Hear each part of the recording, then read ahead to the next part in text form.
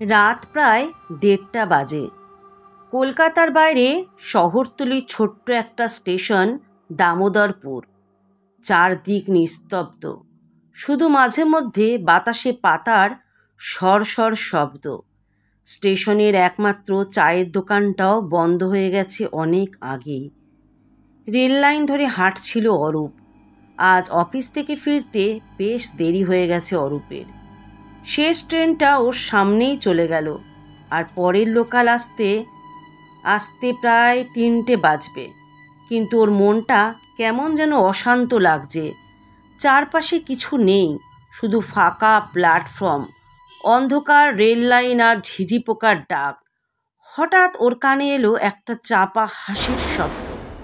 গলার স্বরটা যেন একজন মহিলার। অরূপ ঘাড় ঘুরিয়ে দেখল, প্ল্যাটফর্মের এক কোনায় একটা মেয়ে দাঁড়িয়ে, লম্বা পাতলা গড়ন, পরনে সাদা শাড়ি। অদ্ভুতভাবে তাকিয়ে আছে অরূপের দিকে। আপনি এখানে কি করছেন এত রাতে? অরূপ কাপা গলা জিজ্ঞাসা করল। মেয়েটি কোনো উত্তর দিল না, ধীর পায়ে এগিয়ে এলো আর একটানা অরূপের চোখের দিকে তাকিয়ে রইল। অরূপের হৃৎপিণ্ড থকথক করছে। মেয়েটির মুখটা কেমন যেন অস্পষ্ট, যেন কুয়াশার মধ্যে ঢাকা। আপনি কি শেষ লোকালের যাত্রী? মেয়েটি হঠাৎ বলে উঠল। অরূপ কিছু বলার আগেই ট্রেনের হুইসেলের আওয়াজ শোনা গেল। কিন্তু আশ্চর্য ব্যাপার, ট্রেন তো আসার কথা ছিল আরও 1.5 ঘন্টা পরে।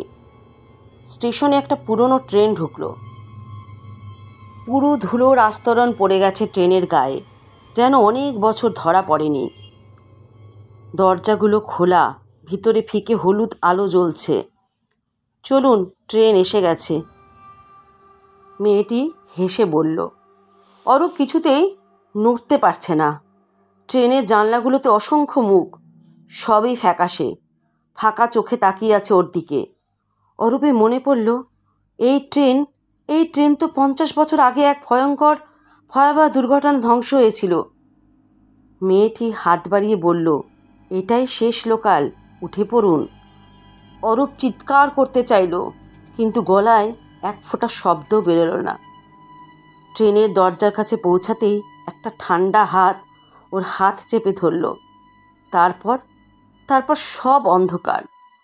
সকালে স্টেশনের স্টাফরা প্ল্যাটফর্মের এক কোনায় পড়ে থাকা অরূপের মৃতদেহ খুঁজে পেল। মুখটা ভয়ে বিকৃত, চোখ দুটো ফাঁকা, আর ঠোঁটে একটা অস্পষ্ট হাসি, যেন সে শেষ লোকালের চিরস্থায়ী যাত্রী হয়ে গেছে।